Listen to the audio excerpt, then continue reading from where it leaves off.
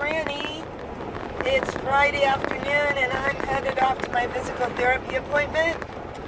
And I thought I'd take this opportunity to make my contribution to the most recent question on the Real Housewives of YouTube County. The question came from Suzanne Carvell, and it was, what were the three greatest things, maybe it was just what are three things that stand out to you that you learned at your mother or your grandmother's knee, or another wise woman, older woman in your life. My father's mother I never got to know. That's a whole other story. My mother's mother I got to visit with a couple of times as a child, but she wasn't really around often enough to have personally instilled wisdom to me. I mean, she instilled wisdom in my mother, and my mother passed some of those ideas on to me. And I think a lot of what my mother told me that in retrospect was very wise and very valid, at the time I rejected it outright because it was the 70s. She was very old-fashioned because she'd had me when she was 45. So, she was old enough to be my grandma.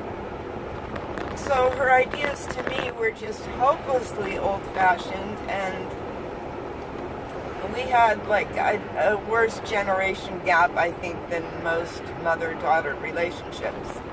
In any case, there were some timeless things that she taught me that the generation gap didn't matter because it was timeless wisdom. One thing I will never forget is that from the time I could hear her voice, from the time I was just tiny, I remember when she would put me to sleep at night, she would always say, "Think happy thoughts." That was always, I think like the last thing she said to me after she said, "I love you," and turned off the light, she would say, "Think happy thoughts." Now, when my mother grew up, she grew up during the Great Depression, and there was, and World War I. So there was a lot of fear, and then I'm sure, adults as well as children felt back then. And I think she wanted, or she hoped that I would never feel that kind of fear, especially as I was trying to go to sleep into my little dreams. So she would say, "Think happy thoughts," and I've tried to carry that with me. Although, Lettie, you know that those panic attacks hit you always at night, right before you go to sleep. And, and I usually am able to pull myself out of that panicky pattern by the remembrance of my mother's words, saying, "Think happy thoughts." And when I'm in a panic attack, it's almost a panicky feeling, like, think happy thoughts, think happy thoughts, think happy thoughts. But the words are there. That's how I comfort myself, and I got that from my mom. Another thing that my mother taught me that I think is timeless wisdom is never write anything down that you wouldn't want the whole world to read. I guess the way my mother saw it, if you said something, the only people with proof that you said it would be the person that you said it to and anybody that was within earshot. But if you write something down, she saw that as permanent. I think nowadays with the internet and Twitter and Facebook and all of that, that's even more true. It's like what you write is going to be there forever, reflecting on you. So, you really ought to take responsibility for the words that come from your pen or your keyboard. Yeah, enough said on that one. Here's something kind of interesting that my mother taught me. Is it wisdom? I don't know, you tell me. But she told me, now I forgot what it was. Hold on. She told me, if you can't say anything nice, don't say anything at all.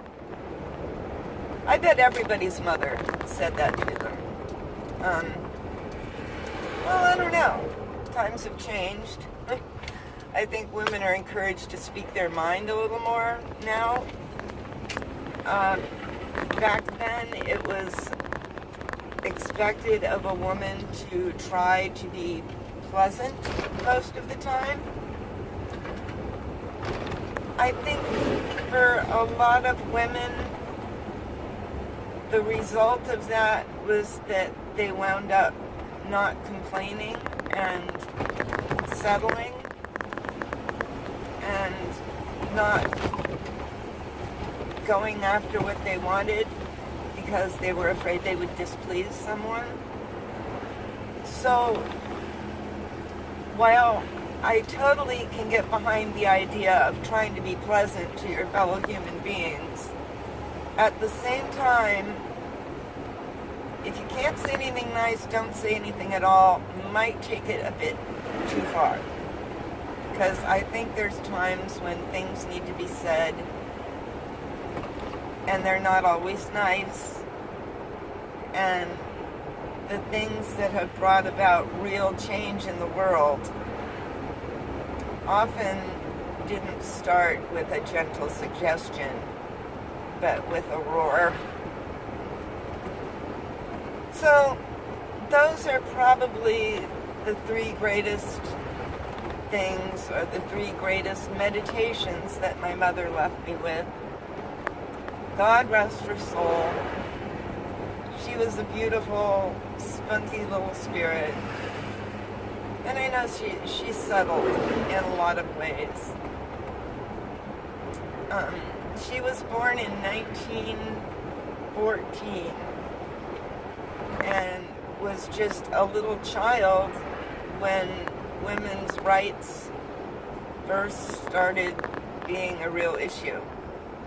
So she watched all that, and it was interesting to see my mother's character because she had been raised in this old Southern belle, children are seen and not heard, women had to be pleasant and pretty all the time and still, take care of their families and do the laundry by hand and everything else that they had to do. They're freaking amazing women. But my mother saw a lot of change in the status of women. And so, in a way, I think she was just a little bit lost because the world she had been born into and the world that she died in were so very different. Shoot, I guess that's true of all of us. I mean, I was born in 1959. Things were pretty different then. But we adjust. Big truck. So, that's my Housewives of YouTube County installment for today. I'm off to my physical therapy now. Stay happy, stay healthy. Don't forget, Granny loves you. Housewives, other people, everybody. Bye.